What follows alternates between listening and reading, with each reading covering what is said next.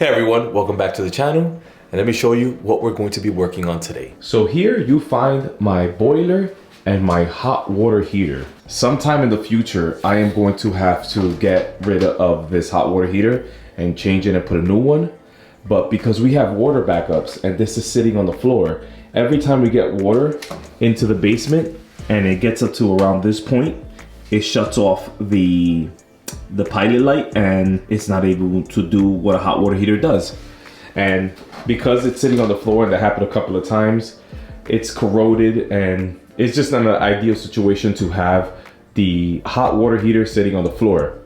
So the goal is, in the spring, I am going to be putting this stand here, which I'm using it to keep everything off the ground now. I'm going to be putting that under there, and I'm going to be getting a smaller hot water heater, pushing it up. And one of the problems that I have is here, and this is what we're going to be working on. If I'm going to be bringing this hot water heater higher, all this stuff might be in the way. So what I'm looking to do is push this right here, which is the valve, the check valve, and no, this is a check valve. I forgot what this is called. I'll leave it in the bottom left corner right here. But I want to bring all this stuff as high as possible, and also more in line with each other, because if you look here, this is going that way and this is coming over here. I want to keep it straight. So the goal is to push all this up, and I'm not going to be doing it in place. I'm going to be doing it in the basement. So let me show you. So this is what we're going to be working on. So it comes from a 90 from the ceiling. I am going to be putting a shut-off valve, and the reason why I'm putting a shut-off valve here is just in case this valve here fails or this valve here fails, I'm able to pretty much cut this off and, you know, work and do whatever I have to do with only shutting this off. And the reason why I want to be able to shut it off from here is because if I don't have this shut-off valve here, I have to shut off the whole entire building to do any work from this valve back. So if I have a valve here, this pipe goes into the ceiling, so I don't really have to worry about what's going on in there. From this point on, I'm able to work on it without having to shut off the building. This valve right here goes into this collection here, and this is what feeds the boilers.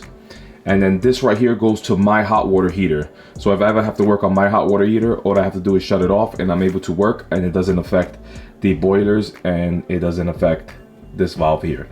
I'm looking forward to it. I hope I don't burn the rubber that's inside. So let me set up the camera and start soldering this.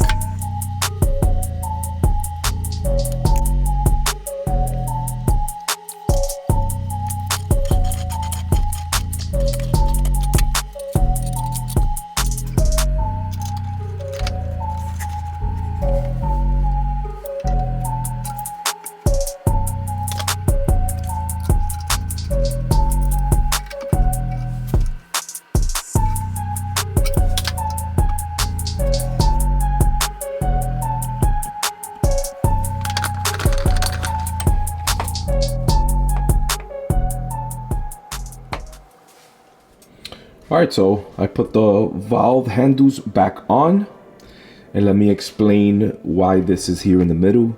I did this so we could have some support, so it's pretty much going from the 1/2 inch to the 3/4, and then over here it's going to go from here to the ceiling. I also put another one here because if I ever have to replace this, I don't want this pipe to be just floating around. So I'm going to be putting a threaded rod just like this one going to the ceiling. So I have this and this, and also I'm going to be putting one here in the future so it can hang off the ceiling when this is connected to the hot water heater itself.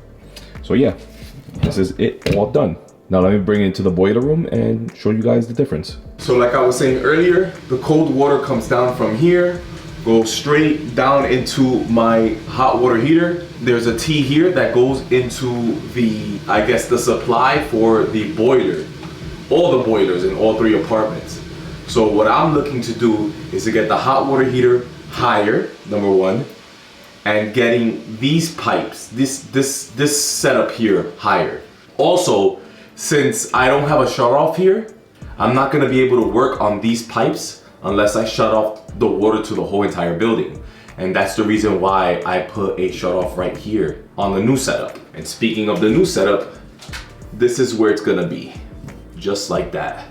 As you can see, the difference between this and this pipe is not a lot, but all of this setup, it has been pushed this way. So we have a whole bunch more space in the front. All I have to do with the hot water heater, if it doesn't fit, is just push it back. But yeah, everything is looking good. We have all the shutoffs. We have one here, one over here. This is for the hot water heater. This is for the all the system. And this one is for the boiler, for all the boilers. And yeah, it looks good. I'm really happy with all my solders and how everything came out. I'm very happy with how this came out, and I'm even happier with my solders. There's a couple of mistakes here and there, but I'm getting better and better. There's a lot here too. But let me stop nitpicking. I did a pretty good job for someone that doesn't do this every day. Also, this pipe is not 100% straight, as you can see. It's a little cockeyed, the one in the bottom, but it'll do. It's more than enough. But I'm really happy with how this came out. I'm happy with my solders, and the practice that I'm getting doing this, I'm getting really, really good at this. And now we just have to wait for the spring for me to be able to install this and change the hot water heater. So that's gonna be it for this video. If you learned something new, you can show me by giving me a like. Any comments or questions, leave it in the comments down below. And if you're interested in seeing me get better at my soldering and other little projects that I have going on around the house, consider subscribing. And I hope to see you guys in the next one. Thanks.